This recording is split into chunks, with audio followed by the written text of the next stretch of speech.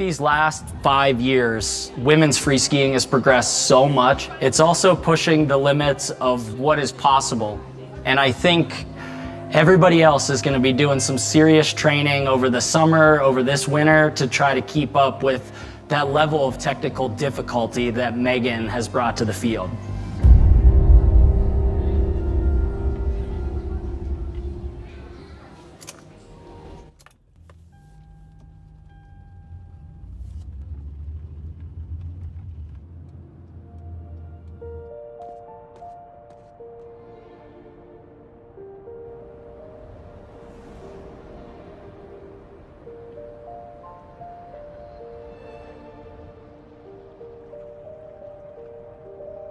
Growing up in Parry Sound, Ontario is it's a unique experience. It's a small town with 6,000 people.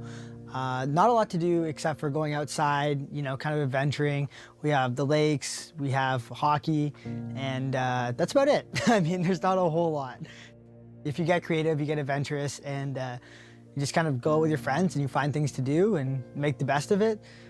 As a child, Megan was very energetic and always on the go, never sitting still, never relaxing, just go, go, go, go, go, constant energy.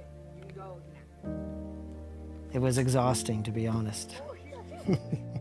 One of the things I'm the most proud about with the kids is that they are so supportive.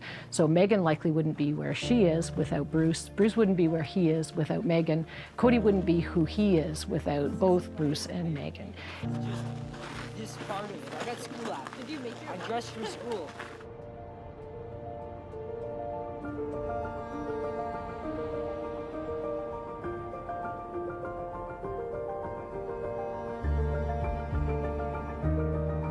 Our kids were raised in a sports environment from the very beginning. As a kid, Megan had a lot of activities. Of course, the standard things like gymnastics and figure skating were the main organized sports that she did.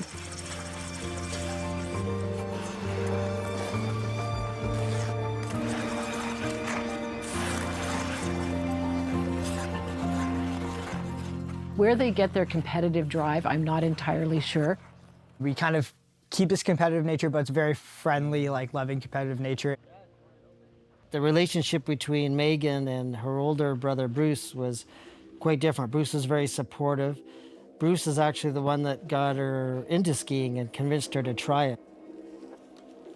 And Bruce was encouraging her to go out. So she agreed one day she was going to go out with Bruce's team. She went and skied at Mount St. Louis, and she came back and she just said, I had the best day ever. I love this sport. And I don't think she's ever looked back since then.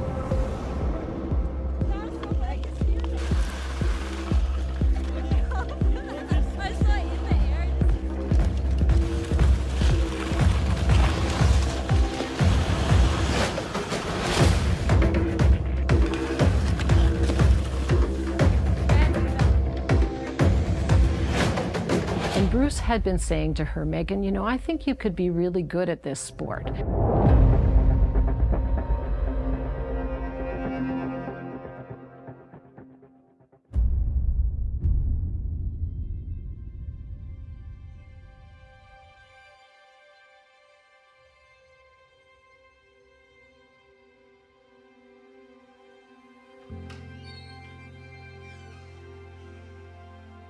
When I first started skiing, I went as a camper and they did this workshop where we had to create these journals and write some of our dreams and some of our fears and what we wanted to accomplish.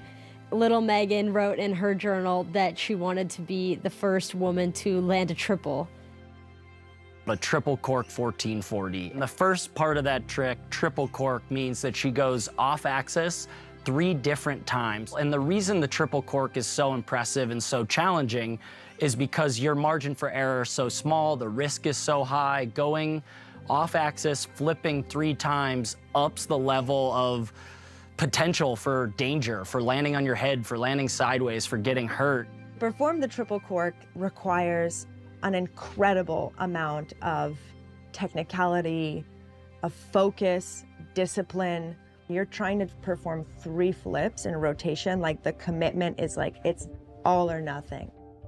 Last summer, I was going through my room and I found this journal and just looked through my dreams. I saw that and just thought, wow, okay, this is a lot more attainable. I think maybe this is something that could happen. She said to me, you know, Mom, I kind of want to try something this year. I think that I could be the first woman to do a triple.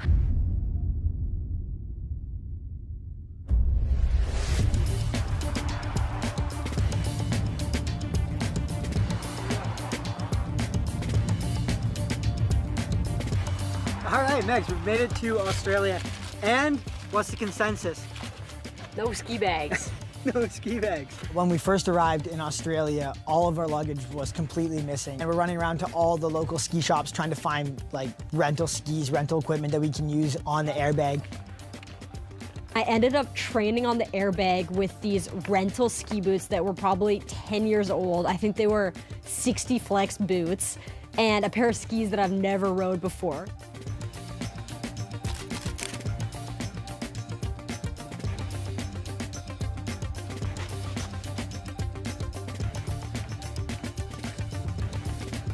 Speed check is dead straight into the tranny as always. No speed check. No speed check. No, you go. The speed check is no speed check.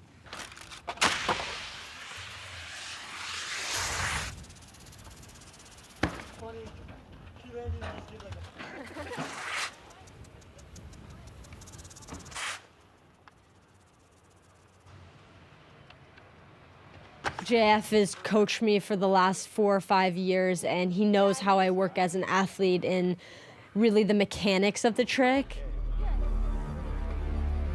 Learning the triple cork 14, pushing the boundaries is so important for the sport because it's always about just seeing what's possible. I mean, free skiing as a sport has evolved because it's fun to see what the limits of the human body are on skis. For Megan to be that one leading the charge, trying the new tricks, it just elevates the sport and inspires.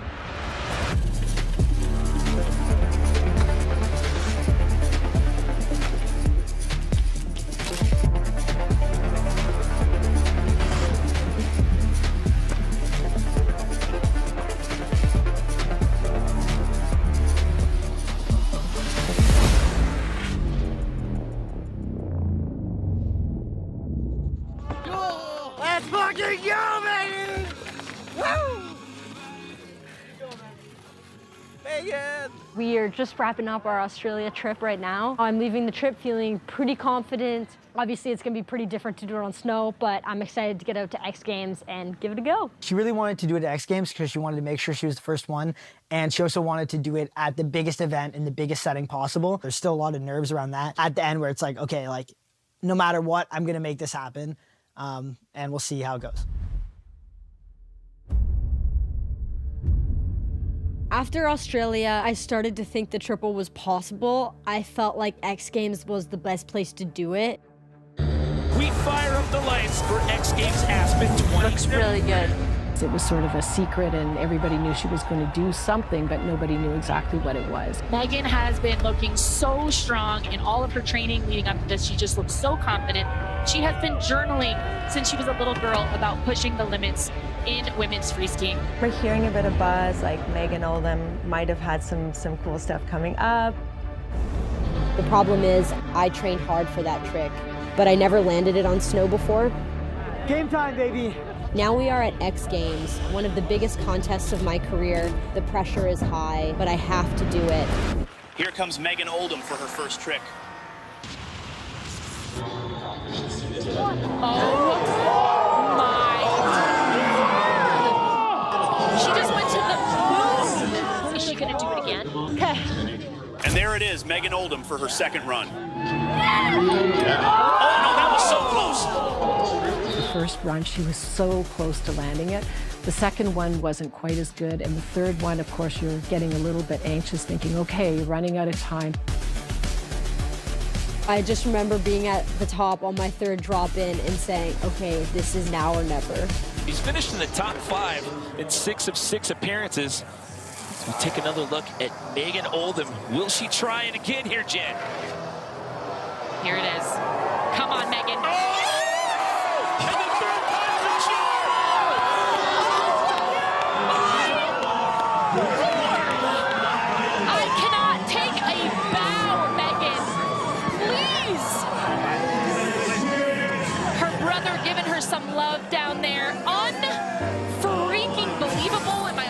she landed it, you could just see pure joy on her face. It was just like, this is what I've worked for, and here it is.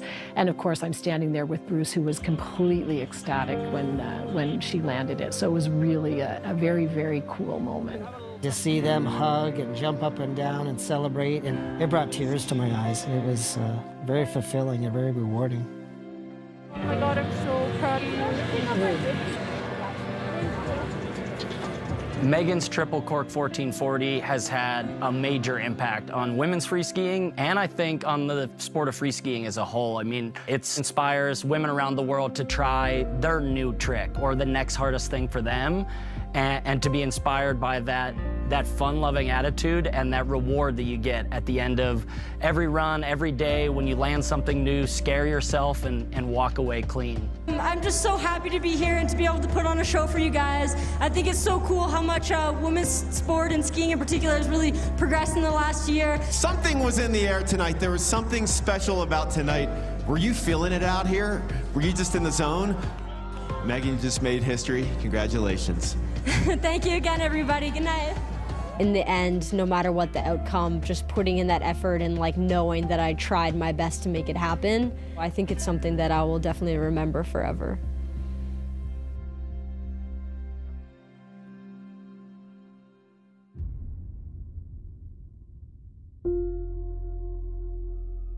Being able to ski with my two brothers is amazing. It just feels like I'm going back to my roots, and being able to ride with them like I did when I was growing up, it's just really fun, and we motivate each other and push each other. It's just a fun time. I know that I'm lucky to be able to share these moments with them. These moments are the ones I will never forget.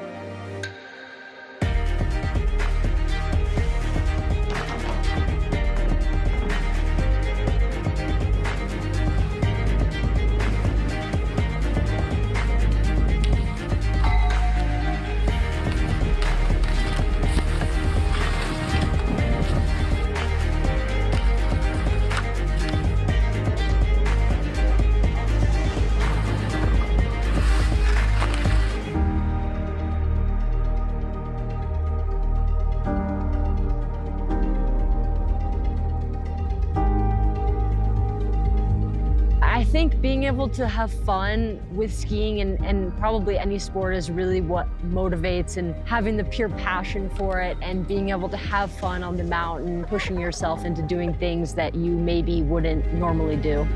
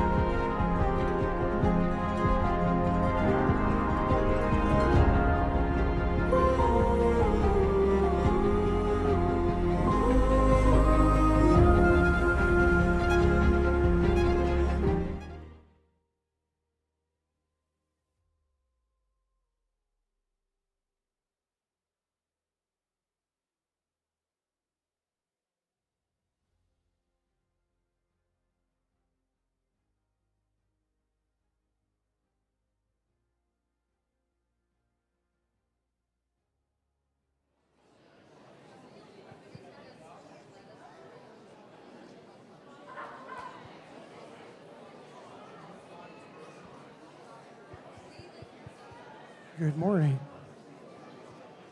Good morning, everyone. Welcome to the Charles W. Stockey Centre for the Performing Arts. It is a true privilege to welcome someone who's devoted so much care and commitment to our community.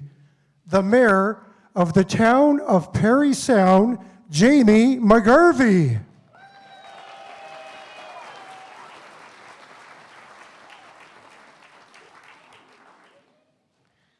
Welcome, everyone. This is absolutely wonderful. So welcome to this very special event, Annie Bozu. At this time, I'd like to acknowledge that we're on the traditional territory of the Anishinaabe people within the Robinson-Huron Treaty area and the waterways traveled by the Métis of this region. If everyone can please rise that can for O Canada.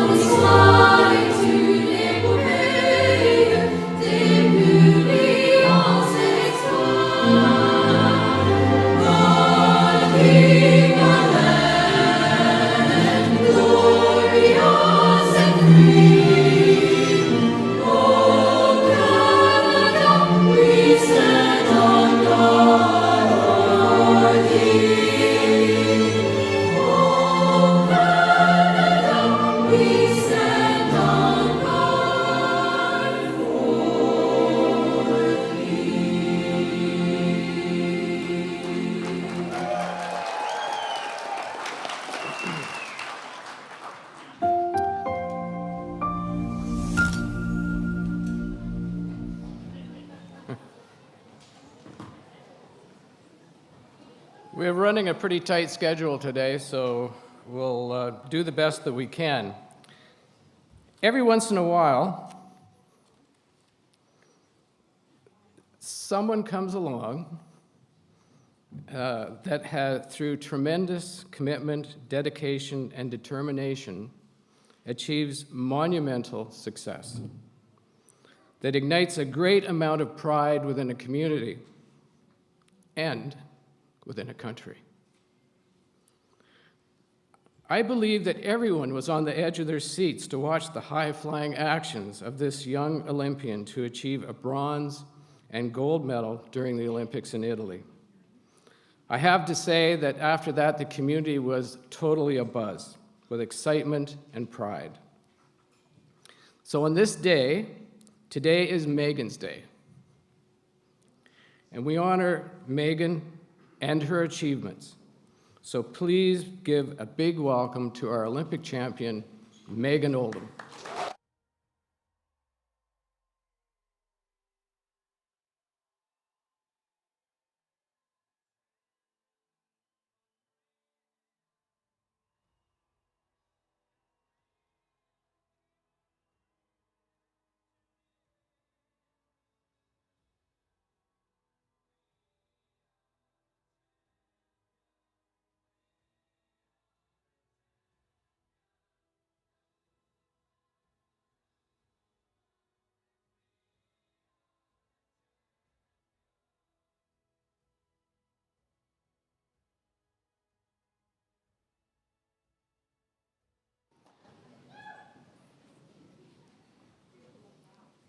All right, so now we're going to watch a few videos for a few minutes, and then we'll continue on.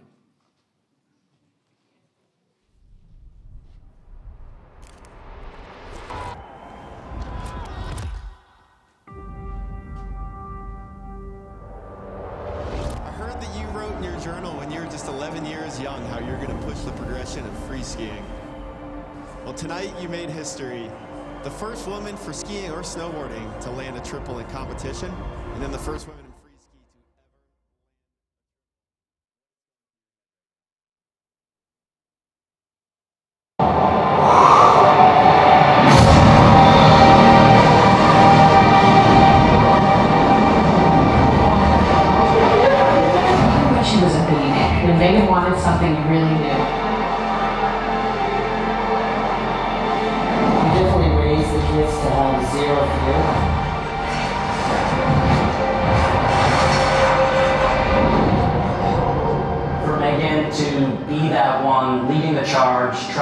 new tricks. It just elevates the sport and inspires.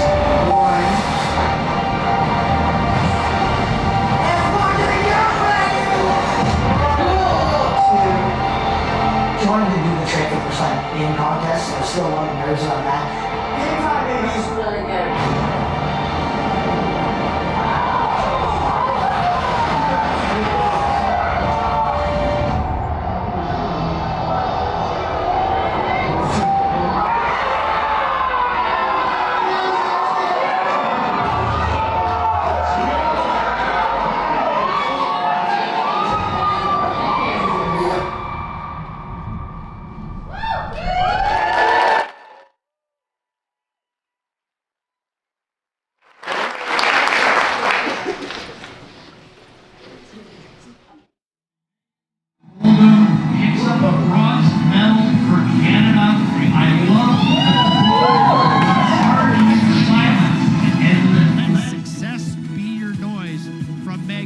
Certainly brought the noise here in the Slopestyle.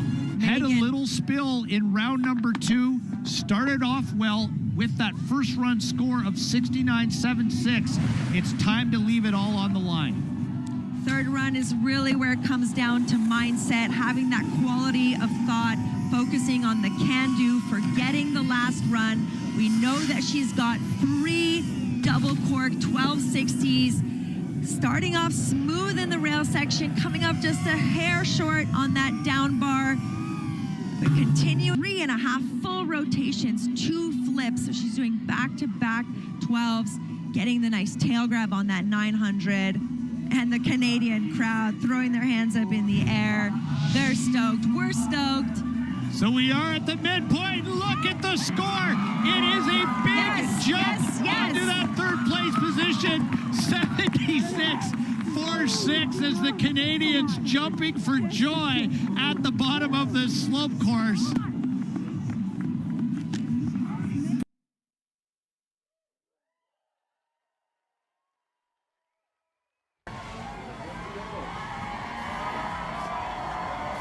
Well, here we go. This one's all for fun. Megan Oldham, the bronze in slopestyle. Picture perfect tonight in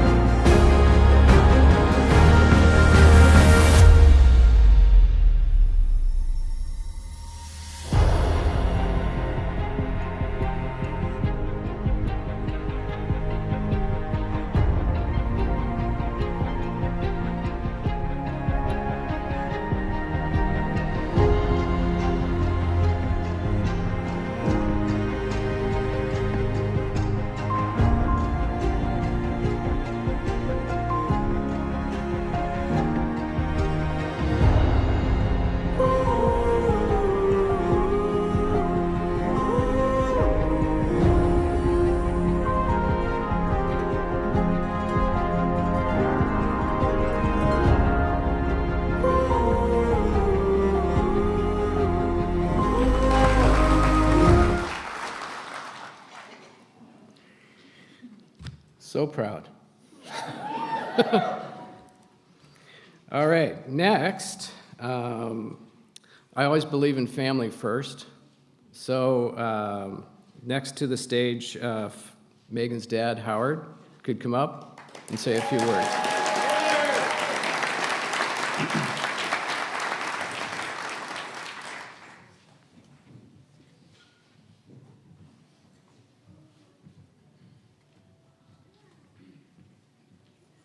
Might have to lower the mic. They did for me. It's just amazing that so many people came out to support Megan today. I'm just So proud of Megan, so proud of our community. It's amazing. So I'm going to take you on a journey. I'm going to take you on Megan's journey from when she was a toddler to where she is now. A gold medalist, a world record holder, and a bronze medalist. So when our kids could walk, they started skiing. And I'm talking like at 1 year old. But teaching our kids to ski was different than teaching most kids to ski. So most kids, when you teach them to ski, it's that pizza, right? You go slow and you're turning. French fries are fast, okay?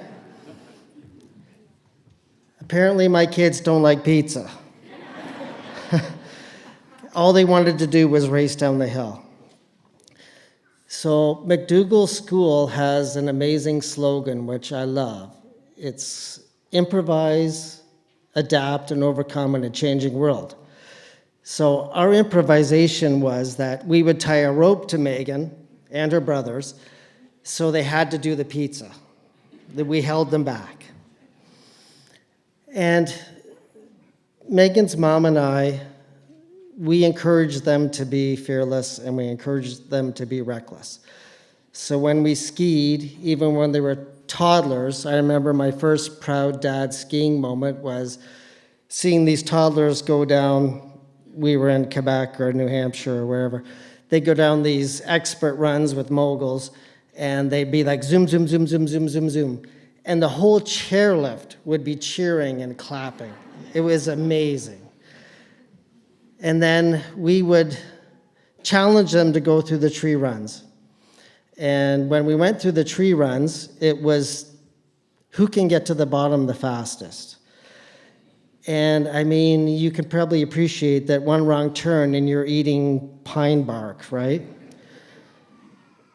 And of course, every time we saw a jump, we would hit that jump. And when they were toddlers, I was doing silly tricks, which in hindsight were completely lame. But I would do like a spread eagle or a daffy or a spin. I think I tried a backflip, which ended badly. But what happened was that the kids wanted to one-up their dad. And they started doing backflips, and then they started doing double backflips. So Megan's mom and I were like, someone's gonna break their neck. Like, we need to get them a coach or some professional training. So that's kind of how it started. Like, people ask me how it started. That's kind of how it started. We got them a coach for safety, and it just took off from there. And then they went in little competitions in Huntsville or Barrie or whatever, and off it went. But raising our kids was a dichotomy of emotions. I wanted to use that word because Julie, my girlfriend, taught me that word a couple days ago. So the dichotomy was a feeling of being pissed off, but also being very proud. So let me give you an example. So one day I came home from work in the winter, a long day of work, and I drive into my laneway, and the kids had climbed to the top of the roof of my house. They'd skied down the roof of my house, jumped over the dog kennel, onto a jump they made, and down the hill. I was pissed. I'm thinking shingles are not made for that, right? But after I calmed down, I was extremely proud. I'm like, whose kids do that? Or like, whose kids do that? So Megan and her brothers convinced me to build them an in-ground, Olympic-sized trampoline so they could train. That was cheap. No. Not only did I build one, but we moved and I had to build another one, right, Meg? So, training on this trampoline was not for the faint of heart. 99.9% of parents here wouldn't be able to watch what my kids did on that trampoline. I mean, they did death-defying tricks on this trampoline. Like more flips than you can count, more spins than you can count. And picture this. Megan's younger brother, Cody, is 6 years younger. So when Megan was 12, 13, 14, Cody's 6, 7, 8, Cody would have the safety mat. So if you spin off the trampoline, you've got this gymnastic mat that you're supposed to like push over to stop them from hitting the ground. So you got a 12-year-old Megan with a 6-year-old Cody running the safety mat. It was not ideal in any way. And I remember, I probably shouldn't say this, but I remember the neighbors' kids would come over and play with our kids, and I would be like, wimp, lame, grow some balls, kind of thing, right? Like, it was like night and day. So fast forward a little bit, we saw the movie Counting to Three with Megan, and I want to talk about journaling, and I want to talk about goals. Because I learned from my children, both Bruce and Megan and Cody, the magic of writing down a goal in your journal. And a journal is a journey, right? And my kids wrote their goals in their journal, and they more or less accomplished them. So Megan wrote in her journal, as you saw, in Counting to Three, that she wanted to be the first woman that did a triple cork. And you saw in the movie, this triple cork is a scary, scary trick. You're spinning off axis 3 times, you're flipping 4 times. And to Megan's credit, Megan came to us and she said, Dad, I want to go to Australia and I want to learn this trick. And I want to bring my older brother Bruce because Bruce knew how to do the trick. And this trick was so difficult that even Megan's coaches hadn't done this trick. So they go to Australia, and I'm telling you, the first week, what you don't see behind the scenes is that the first week, the calls were terrible. Megan would call and say, I'm getting beat up, I'm black and blue, I'm crashing all the time. You know, I don't think this can be done. And then the next week, the calls get better. You get a call that says, I'm still getting beat up, but maybe this is possible. And then the third week, you get that magical call where Megan says, I landed it. I think this might be possible. So fast forward a bit, we go to the X Games, and you saw the video, or most of you saw the video. Megan tries the trick the first time, she crashes. So as a parent, I'm thinking, don't try it again, like, don't. But I knew in my heart, I know Megan, she's gonna do it. So she goes again, she crashes again. Same thing, I'm like, please don't try it again. She does it, she lands it, and she has a world record. So how many people can say that they've done the only thing in the entire world, and to this day, no one's ever done it?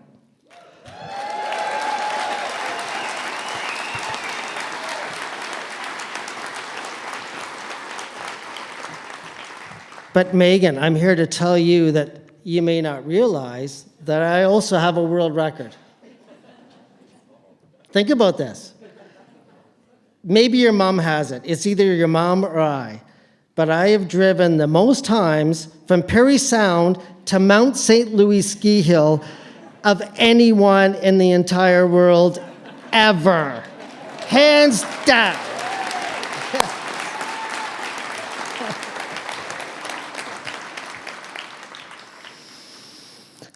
So let's talk about the last Olympics. So Megan was at the last Olympics, and Megan learned some valuable lessons and adversity. And it's a lesson for all of us of how you overcome adversity and you learn from your lessons. So at the last Olympics, Megan finished 4th in the big air. And Megan will tell you that on that day, at the last Olympics, she did the best job. She did the biggest tricks she could do. It wasn't enough.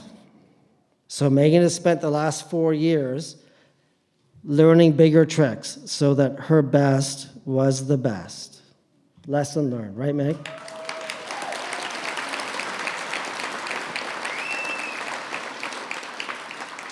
So the other lesson learned was strategy. So in the last Olympics, Megan didn't qualify for the finals in slopestyle. She missed it by a spot, Meg? Yeah, a spot. And it's strategic because this is such a dangerous sport that how big a tricks do you want to do on qualification to make the finals? You don't want to crash, you don't want to get hurt, you don't want to crash twice and then get no score. So Megan didn't go big enough in the last Olympics. So the lesson learned was unleash the fury, balls to the wall, make the finals. Right, Meg? So fast forward to the Olympics. So being a parent of an Olympic athlete is an emotional roller coaster where you're up and down, and you're up and down. So here's the low point. So 2 months before the Olympics, I get a call from Megan's boyfriend, whose name is Truth. I like to tease him all the time. His name is Truth. I asked him when I first met him if he had a brother named Reconciliation, but he didn't think it was clever or funny.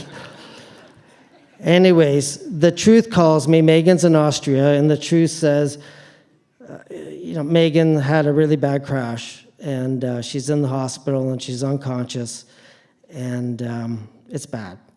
And I found out this news when I was with my buddies Kirby Hall and Chris Madden at the gym, and I was a pool of tears. Like, I was distraught, I felt helpless, I was a wreck. Anyways, a shout out to Kirby and Chris because they were on their phones immediately trying to book me a flight to Austria. So thank you.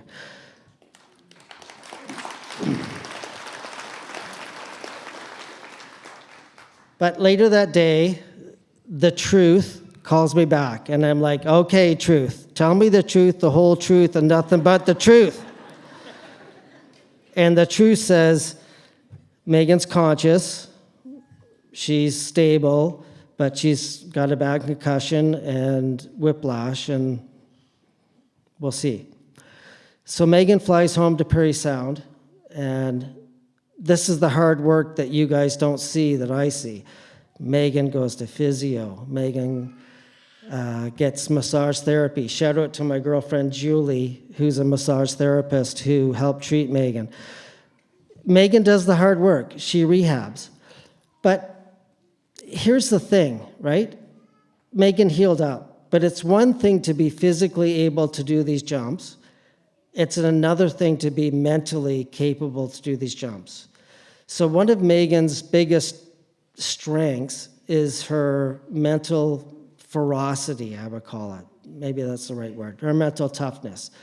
Megan can focus on the task at hand. She can compartmentalize. She can rule out the distractions.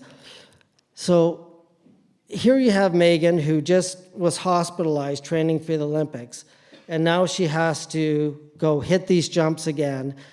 And you can't be timid on these jumps. If you're timid on these jumps, you're going to be hamburger, like it's bad. So she has to approach these jumps with everything she's got. So to Megan's credit, Megan goes to the World Cup and Megan places second. So we're thinking she's back.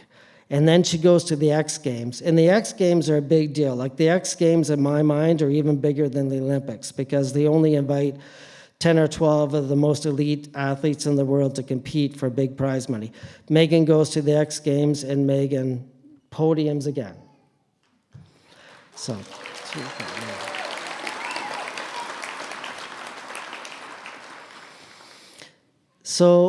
next up is the Olympics. The first event is the slopestyle. As you saw in the video, Megan nails her first run. The second run, disaster. So here's your emotional roller coaster for a parent. You're down low. She crashed bad. And what you didn't see on the TV is how bad this injury was. So when Megan crashed, she lied on the hill what felt like an eternity to me. But she eventually got up and she limped off. But later that night, Megan stayed with me in our apartment. And I'm telling you, her whole leg was black and blue, and she had a blood clot, or what I learned was called a hematoma, right? So it was even worse. Like the next morning, we were walking to breakfast, and Megan said, like, Dad, I can't feel my leg. My leg feels dead. So we're freaking out. We're thinking, like, how can Megan compete in the big air if her leg feels like it's dead? So a shout out to the Olympic community, because I overheard Megan speaking to the Canadian Olympic doctor, and the Canadian Olympic doctor was talking to the US doctor, and maybe more countries, Meg, you know better than me, but the whole Olympic community pulled together to get Megan the absolute best treatment that was possible. So we patched Megan up, and she was good to go. But I had this.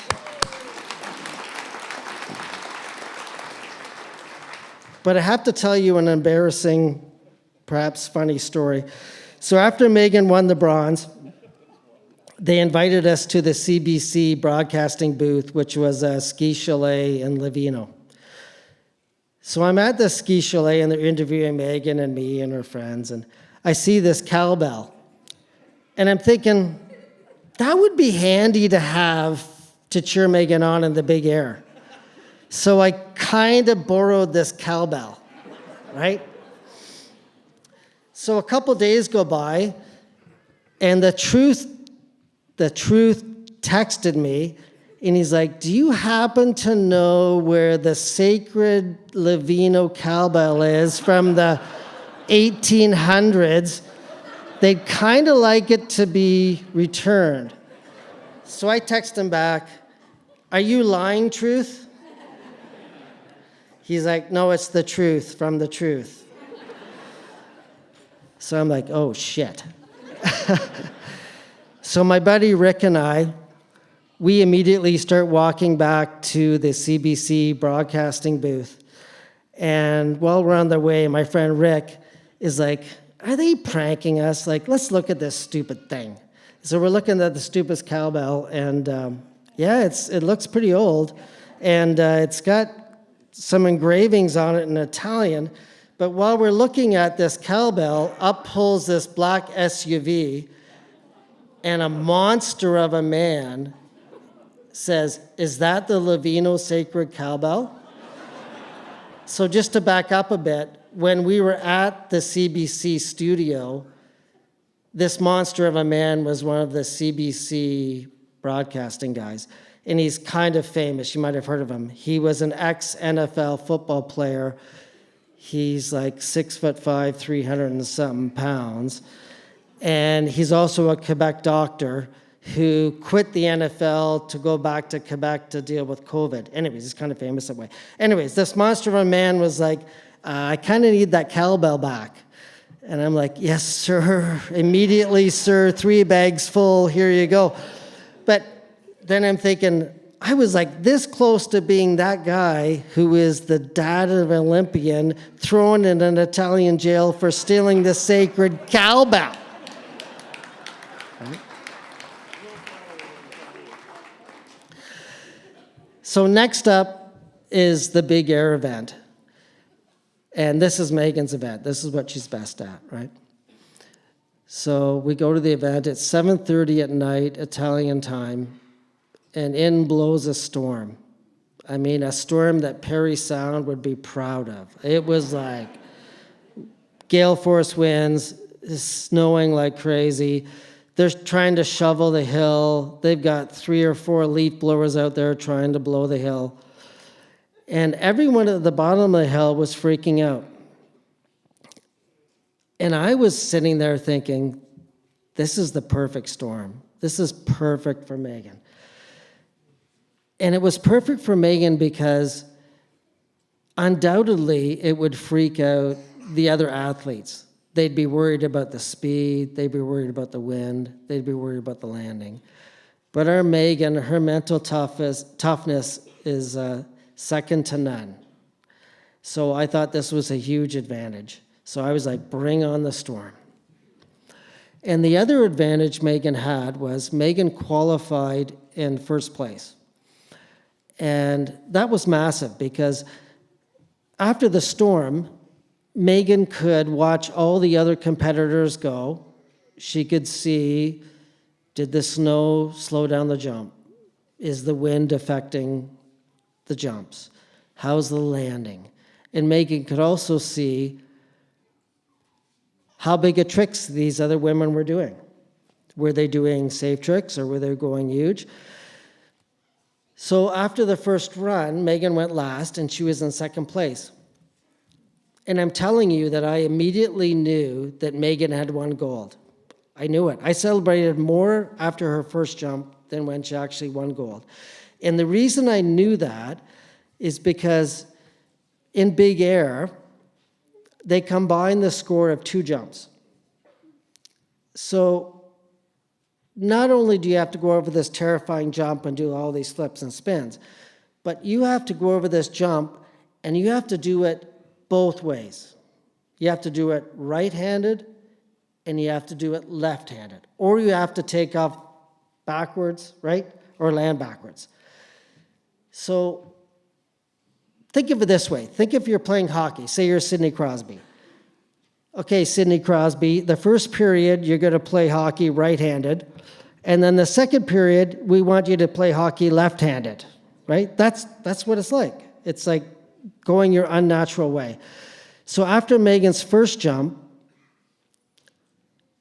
I knew, and her brothers knew, and her mom knew, that Megan could do that trick the opposite way, left-handed, all day long, all night long, in her sleep. So we knew she had won.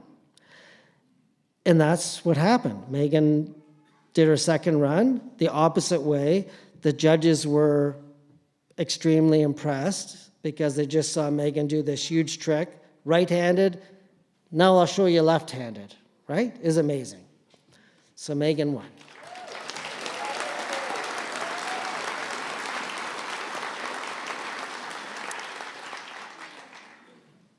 So Megan is a bit of a show-off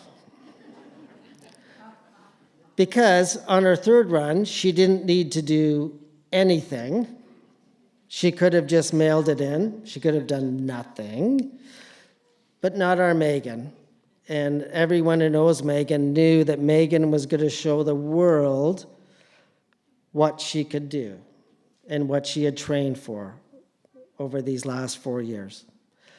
So Megan tries a trick on her last jump that added an extra 180 degrees of spin on top of the jumps that just got her gold. Like, who does that? Like, it's nuts.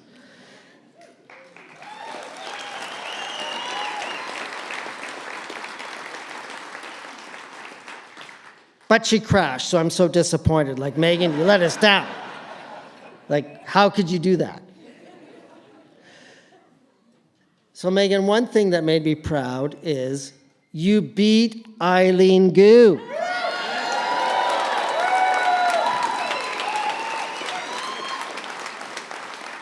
So for those of you who don't know, Eileen Gu won the gold in the last Olympics, and I shouldn't say this, but I don't like her. One bit. She's like the opposite of Megan. Megan is humble. Megan is genuine, and Megan is not about making money. Eileen Gu is none of that. But Megan, do you realize that last year Eileen Gu made $20 million? 20 million. Okay? So I'm thinking that if you're all that in a bag of chips, and a world champion and a world record holder, you could probably make like a tenth of that, like 2 million. So I've put together some invoices, which You could take your time on paying. There's no interest, but there's 893 trips to Mount St. Louis. There's 590 trips to Pearson Airport, a bunch of coaching bills, ski equipment. Oh yeah, there's the roof repair when you wrecked my friggin' roof, and a bunch of hotel bills. And anyways, take your time, but be patient. Anyways, the beautiful part of this moment is that we're all going to be here 4 years from now, God willing, if we're all still alive.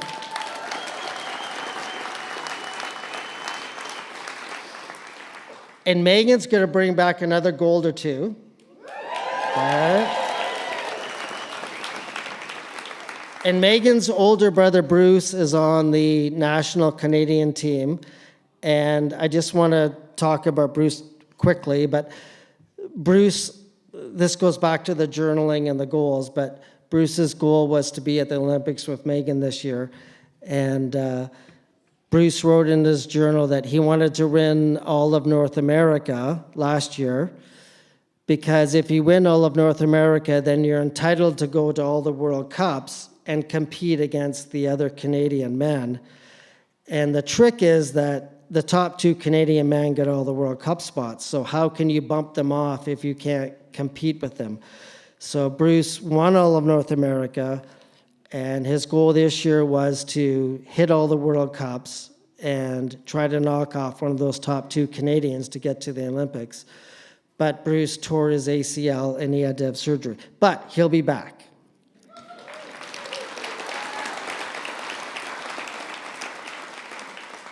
And Megan's youngest brother, Cody, he can't be here tonight because he's competing in the World Championship for under 18, Megan? Yeah.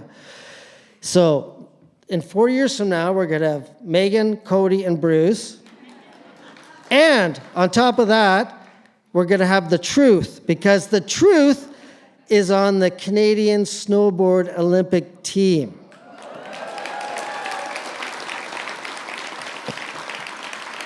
So we can tease the shit out of him about his stupid name when he's here in 4 years. So Megan, you've made me the proudest dad in the world. You've made Parry Sound proud. You've made the country proud. I don't have the words to express how much I love you. I don't have the words to express how much I respect you, nor the words to identify how much I admire you, but like you did it.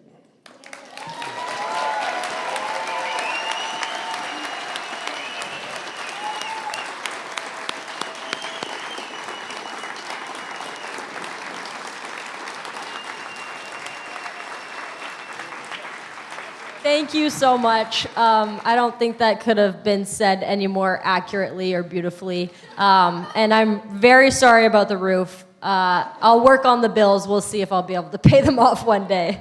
But thank you for everything. Thanks, Howard. Will Farrell would be proud of you.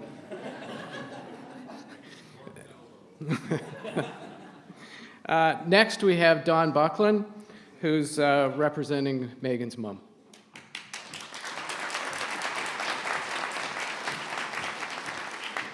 And I just want to say, Howard, I can totally attest to the wildness of the Oldham children as one of those parents who witnessed it firsthand. It was probably a parent of the wimpy child. Good morning. I am honored to be here to deliver a message on behalf of Bonnie Oldham, Megan's mother, who is currently in Calgary supporting Cody at the FIS Junior World Championship. But first, I just want to say how incredible it has been to witness how deeply our community has been inspired by Megan's journey, our own hometown Olympic champion.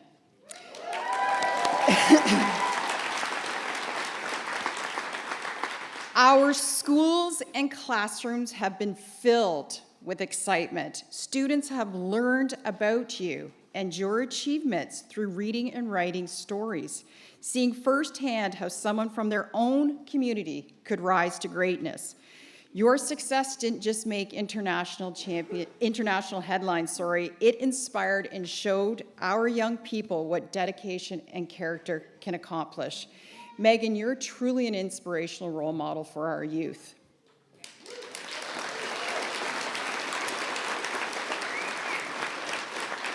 And now my most important role is sharing a very special message from your mom, the gold medal mother. Megan, this is my love letter to you. I am sorry I cannot be with you to celebrate this amazing achievement, but it is not the first, nor it will be the last event that I have missed. This is part of what makes me so proud of you. You have never paused or waited for others to help you realize your dreams. You have always set your goals and put your head down and moved forward with independence, purpose, determination to make sure you accomplish what you set out to do. This gold medal represents your talent, your strength, your commitment, your passion, and your dreams. Notwithstanding your incredible achievements, you are humble, compassionate, and gracious. I could not be more proud of you, and I hope that you know I am always there to provide a little wind beneath your wings if you ever need it. Fly high, my beautiful girl.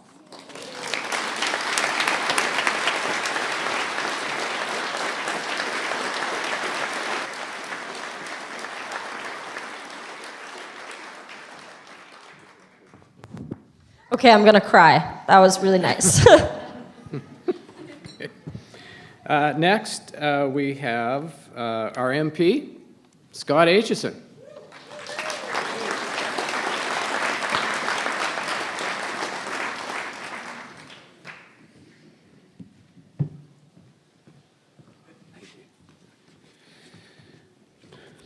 Okay, I'm used to talking out loud, but those are two very tough acts to follow. So, Megan, you should all know that after Megan won a bronze medal, I got a message from Kirby and Howard telling me that this is exciting news, and I'm like, oh my goodness. I was on my way to Ottawa, where I thought, I got to stand up in the House of Commons and talk about how great this achievement is. And Pierre Poilievre's office called me and said, you need to stand up in the House of Commons and talk about how great this is. And so we slotted a time for me to do that. And it was a really cool experience. And well, of course, you know, Megan's getting quite accustomed to breaking world records and being recorded in history. When words are spoken in the House of Commons, it's recorded forever. And so I was like, this is really cool. We're going to record Megan Oldham's name in our House of Commons forever. And so we did that. It was very exciting, and people were all, like liberals, stood up and clapped for me. It was very exciting. So thank you for that. And so the next truly surreal moment was not knowing this would ever occur, but my buddy Scott Morrison, who's here, he turned 50 some time ago, I think, but we're still celebrating. And the idea was we were going to go to the Olympics. So we were going to go to the Olympics. We don't plan too much. But literally, the Monday after I stood in the House of Commons to congratulate Megan for her remarkable achievement, I stood at the bottom of that hill in Livigno, Italy, and recorded you delivering your gold medal performance. And I got to tell you, I was tingling for hours. I've never played the video that I recorded of the flag going up because I'm singing with Canada in it, and you don't need to hear that. But we're trying to figure out now if a member of Parliament has ever been able to witness a constituent win a gold medal in the Olympics before. We don't think it's happened. Maybe in Vancouver.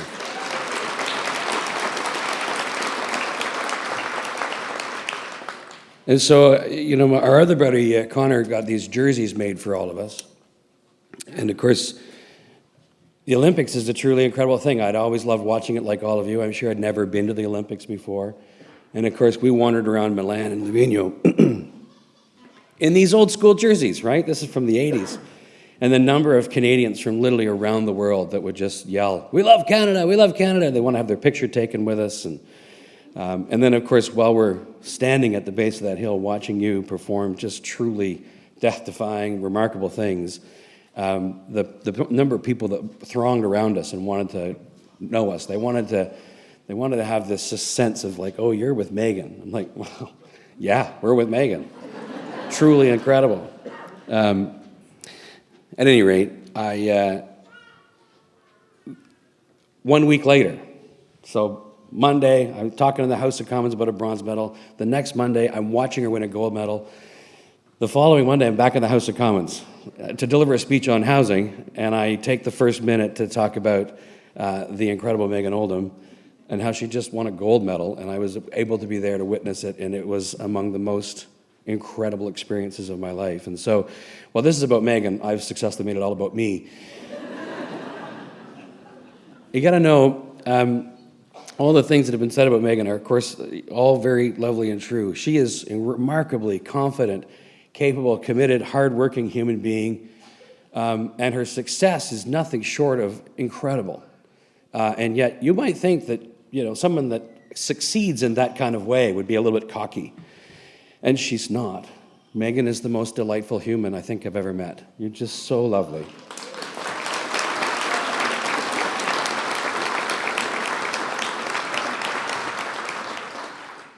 So, my mission is not to get teary up here. I have a couple of things to give to you. I'm gonna start with a neighboring township. You can come up if you want.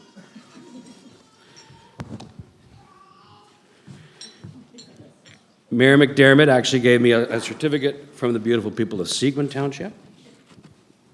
So there's the first one. Oh my gosh. Oh, thank you. It's beautiful. There you go. I'll give you that. There's also some swag in here. I don't know what it is.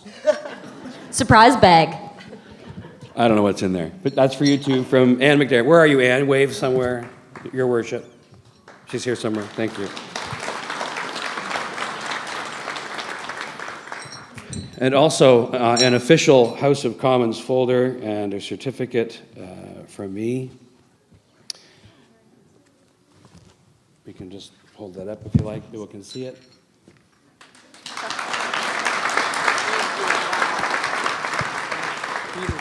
And, oh, okay. We'll do that in 1 second. I just have one final thing to share with you, and it's now known to the world thanks to Kirby. But the truth, we were partying as Megan was working. She was doing CBC interviews ad nauseum, and so we were all celebrating. There might have been a drink involved. And as it got towards the end, Truth said, oh, listen, we can go up to the CBC now because Megan's almost done. And so I said, we trudged up through the snow to track down Megan. I got to record her doing one of her videos and one of her interviews. And then I texted the Prime Minister. And so, you know, most people don't have the Prime Minister's cell number, so that's kind of cool. I texted him and I said, Prime Minister, I'm actually in Livigno, Italy with Megan Oldham, who just won gold. And his response was immediate. He said, are you kidding me? I just watched her live on television. She's phenomenal. And I'm like, yes, she is. Would you like the honor of speaking to her? And he said, absolutely, I would love the honor to speak to her. And so, although it pissed off the CBC, we did it anyhow. I dialed the Prime Minister, and then Megan had the opportunity to chat with the Prime Minister. And then, of course, we did the same with Premier Ford, who was also, you know, lovely and gracious as well. So just so you know, the Prime Minister is pretty honored to talk to this superstar. So thanks very much.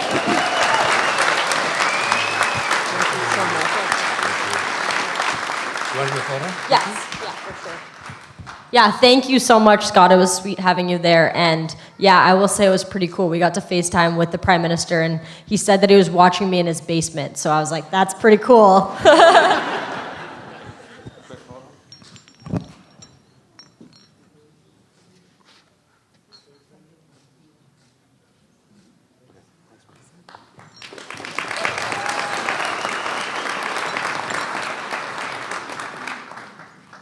Next, our MPP, Graydon Smith.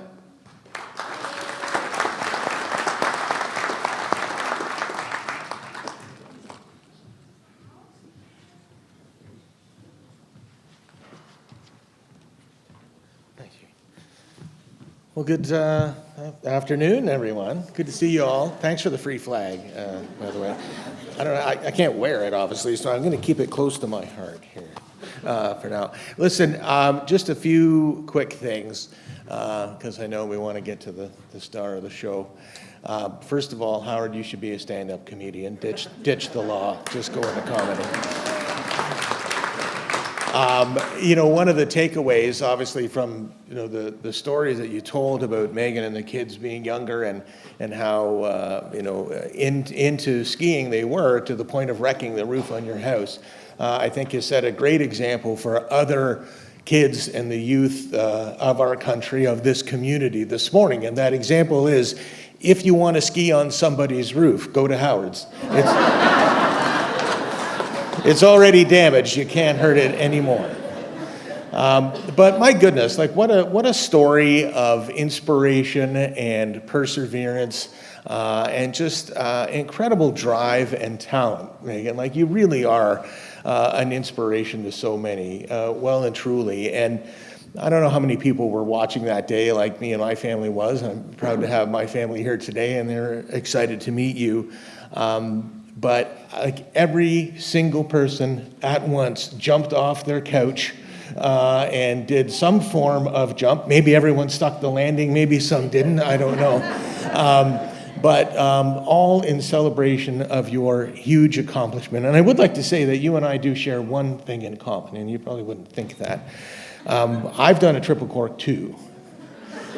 Now, it was going off the back steps of my deck. When I came to, my dog was licking my face, so I don't think I stuck the landing, and definitely wasn't recorded, and the score was 0. But like, it absolutely phenomenal to think of the fearlessness that comes with your sport, and the ability to be so mentally tough and to push through the challenges that you push through. I met Megan right here when I first got elected in 2022. There was a celebration for Olympians and our Paralympians from Parry Sound and area, and it was great. And a few months later, I was sitting in a coffee shop in Bracebridge, and this young woman comes by on crutches, and I look at her and I say, "I know her." "Oh no." And she came in, and I'm like, "Megan, I don't know if you remember me, but we met in Parry Sound, and what happened?" And that was just one of the few setbacks that you've overcome to become a gold medalist and a champion, and someone that this entire country is so proud of. Like Scott mentioned, was chatting with the Premier, of course. He's over the moon for your accomplishment too. Wished he could have been here today, but had some prior commitments, and this came together fairly quickly. But I think I can speak for certainly every member of the Ontario legislature and the cabinet, and I too will cross party lines and speak for all the parties to say we are incredibly, incredibly proud of you as an Ontarian, as a Canadian. That smile when you won lit up the country. You got a smile as big as Canada. See, there it is again. And absolutely amazing.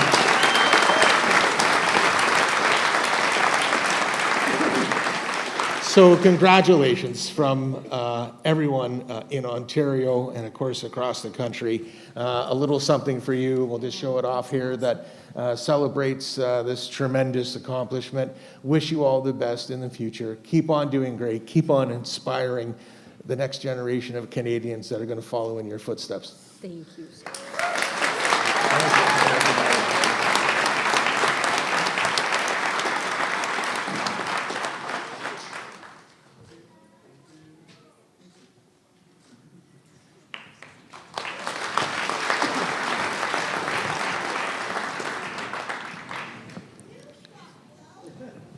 Now we have question time for Megan.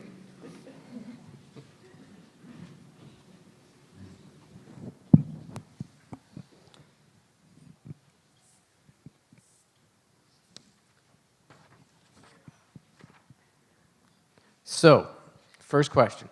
Okay. It's not truth or consequences either. Okay. But tell us about the injury you sustained during the Slopestyle event and how it affected big air and your training. Yeah, so as my dad touched on briefly, in my second run in Slopestyle finals, I fell, and just the way I landed, I rolled over my binding, which is like this metal piece on your ski that holds your boot in place.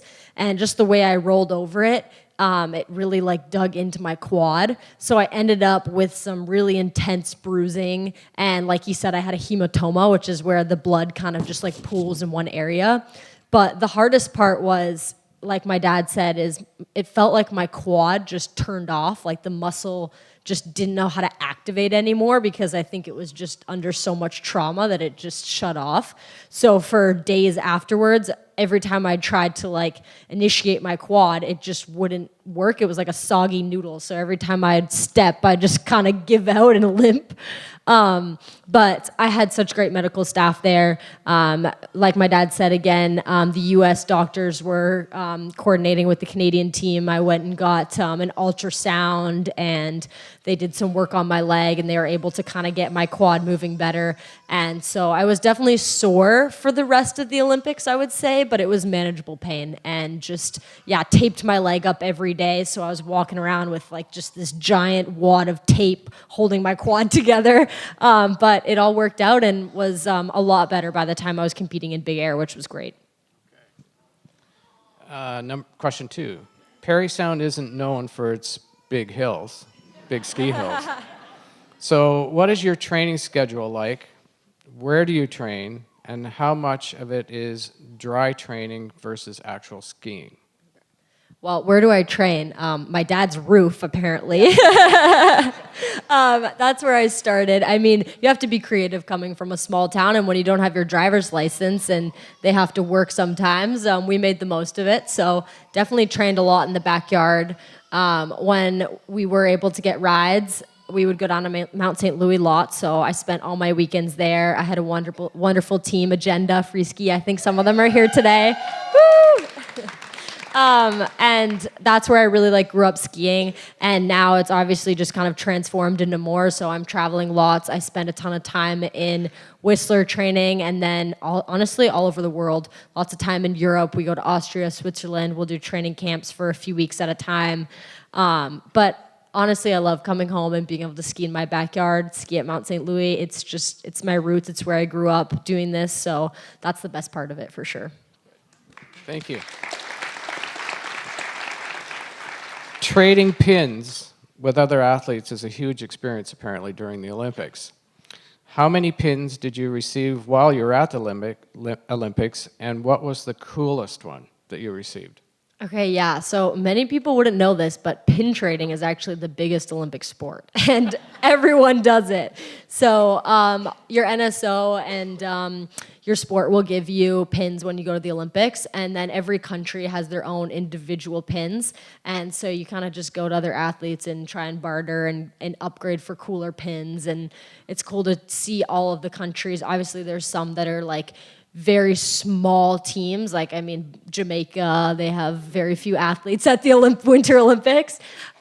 So I definitely got into the pin trading pretty heavy. I got some really cool ones. I think one cool one that I'm really proud of is I got a pin from Haiti. And I was like, that's crazy that there's an athlete from Haiti here at the Olympics. But yeah, lots. I think I probably have over 100 different pins, which is pretty crazy. I had them over my lanyard, and by the end of the Olympics, my neck was just sore from carrying all these pins around. Yeah, but pretty cool experience. Pins and medals. Exactly, yeah, the combo. Okay, so thank you.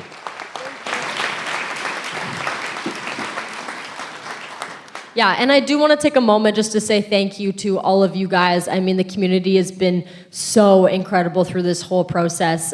Being over in Italy, I heard little rumblings of stuff that was going on and received lots of messages, but to finally come home and see everything you guys have done, it's honestly it's blowing my mind. I'm driving through town and I see Canada flags and I see my face on windows and I see, yeah, like little signs on the lawn, and it's just so amazing to hear from all of you and hear from some of the kids at school or just like kids in general in the community who have said they've watched and been inspired. And I think that's the really cool thing about sport and the Olympics is its ability to really unite people and unite communities together.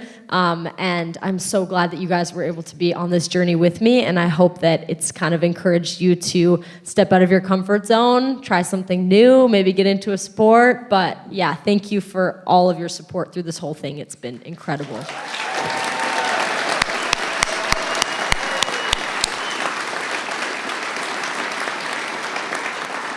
I think one of the things that you really show is that if you apply yourself and you're determined, that for any youth or whatever, and you represent that you can achieve those goals and do great things that everybody can be proud of. Yeah. So, Megan, we all want to know how proud we are of your accomplishments. It's taken a considerable amount of dedication, determination to achieve what you've done in winning Olympic bronze and gold. I'd also like to thank your parents for their support and encouragement in your many achievements as this began many years ago. So the community really came together to show you how proud they are of you. It was amazing putting all this together and watching it unfold. So I have a certificate for you as well. On behalf of Council and the town of Parry Sound, please accept my congratulations to you on your outstanding achievements at the 2026 Milano Cortina Winter Olympics. We are thrilled that you won bronze early in the games for slopestyle, and we're ecstatic seeing you in the first qualifiers in big air and then went crazy when you won gold.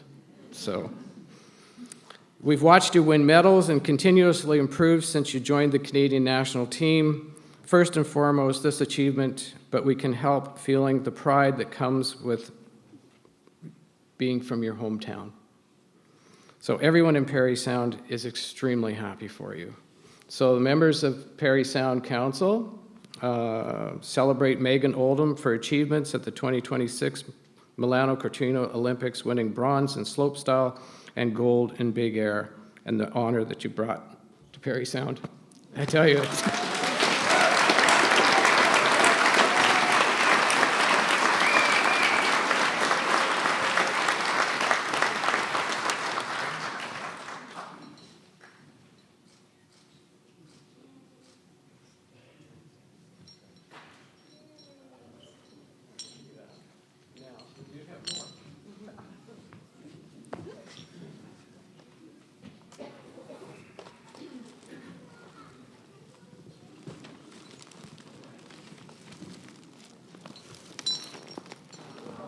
Wow.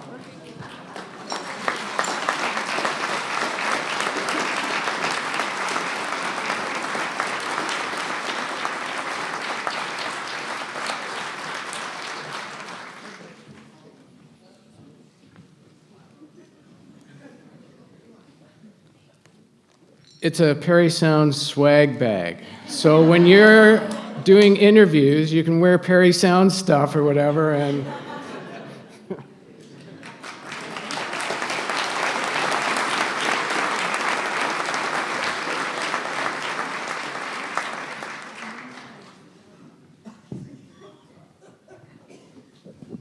Awesome. Once again, I just want to say thank you to you guys for all coming out here today and taking the time to celebrate me and the community as a whole.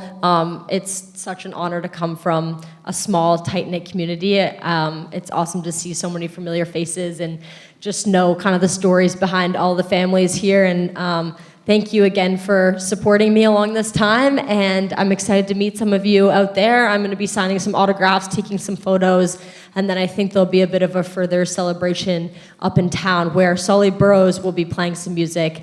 And I also want to say a huge, huge thank you to him, because from what I've heard, he's flown all the way in from Nashville just for today and flying all the way back. So thank you.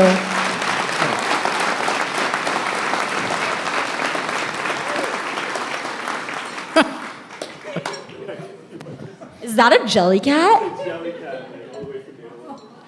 Stop. Anybody who watched some of the interviews from the games knows that I'm obsessed with jelly cats. And one of my best friends, Casey, got me a whale shark at the Olympics, which probably was one of my biggest highlights beside the medals. So thank you so much. That's adorable.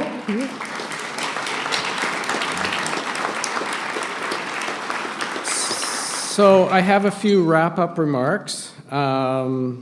First of all, I want to thank staff.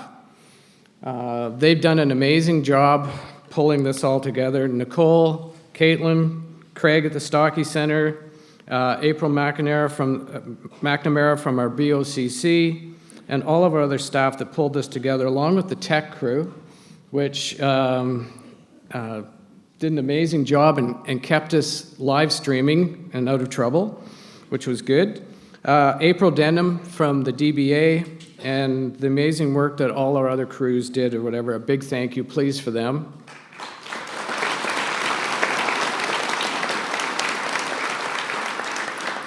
So there are a number of sponsors too that I want to thank. Dent Bay Bakery, Big Sound Parry Sound Wing House, Connor Industries, Dentistry on the Bay, Sound Seals Installation, Artisan Construction Incorporated, Jeans Unlimited, Shannon Bedell Tattoos, Harris Furniture and Antiques, Spiral Stained Glass, Jennifer Bagan Elves, Holistic Health and Nutrition, White Squall, Legend Spirits, Parry Sound Golf and Country Club, Community Business Development Center, Big Lake Cinematic, Adams Brothers, Downtown Business Association, Cabin Media, Brady Carpenter Photography, Peter Istevan Photography, and Peter's wandering around here somewhere, Minuteman Press, Cakes by Meg, Shannon Bedell Tattoos, So Extreme, The Zone, Happy Face Painting, Proline, Obdam's Flowers, Aqua Graphics, Weeks Construction,